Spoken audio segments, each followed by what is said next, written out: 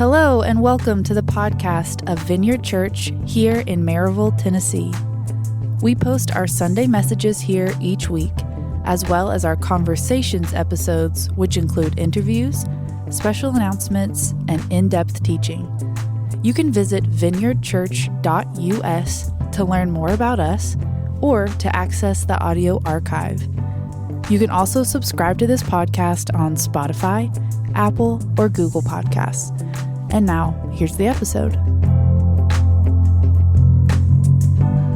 Well, all right. Good morning. How y'all doing?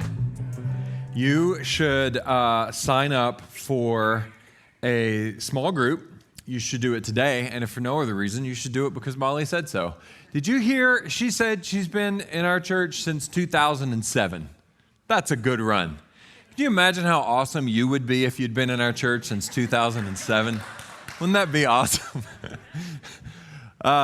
Maybe not Molly awesome, but you guys would be really awesome. Anyway, so good to be with you guys this morning.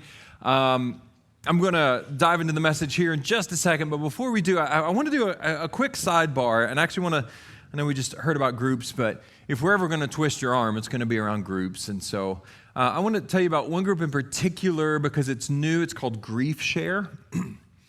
I have a million thoughts. I'll give you a couple of them, but it was this fascinating thing. Some people, they face grief, pain, and loss. Kind of tragedy comes their way, and then somehow, seemingly miraculously, they grow as a result of it. They come out better and healthier and happier as a result of the pain they encountered, while other people will really struggle and maybe even be completely devastated by it. And, you wonder why that is. And you might hear that and think, well, people are made from different stuff. People are different. And, some people, that's just how they respond. So that is a rational thing, but it does not hold up to scrutiny at all, because here's the thing, plenty of people experience both.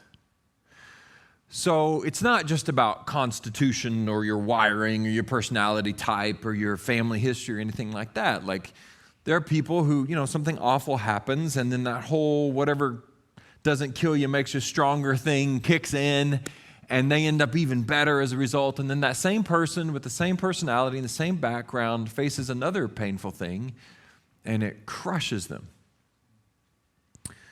As you could probably imagine, this is an almost impossible thing to study empirically. People want to know desperately why that is, but there are so many variables. People are so different. But lots of people have tried to put a finger, like, why is that? Can we name it at all? And as far as I know, they've only been able to identify one consistent correlation, like a thread that they can pull, which is with this. When people have a safe place to process their pain with trusted friends, then they tend to come out stronger in the end. And when they don't have that, when they don't share their grief, they typically, again, no absolutes here at all, but they typically languish and suffer, and sometimes they're crushed by it. It's a very important concept. Grief has to be observed. Grief has to be observed. It has to be known. It has to be acknowledged and recognized. It is not complete until it is shared. And if it's left incomplete, it has a tendency to fester, and it very often does. And we have a tendency, when we suffer, all the more to want to isolate.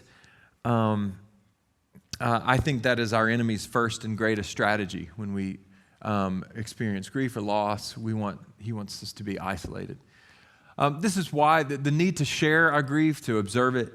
This is part of why funerals are so important. This is why there are public rituals around death in every single society, because we know intuitively that our wounds they cannot heal until they are seen and until they are shared. But sometimes, here's the thing, and you know this, sometimes people will stand in a crowd at a funeral and still be entirely alone, still internalize their grief and not share it at all. Or another thing that happens very commonly is we experience some sort of grief or loss that is the type of grief or loss that is traditionally kept private or isn't widely known.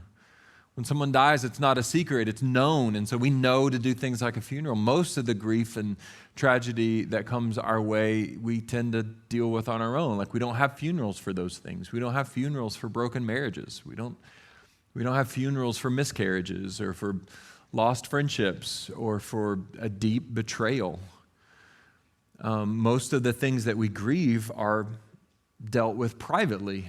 And maybe that's because we just don't, it just seems like that's what we're supposed to do because that's the norm. Or maybe it's because, and this is sad but true, maybe we're afraid that, if it's not like something as absolute and as final as a death, then people might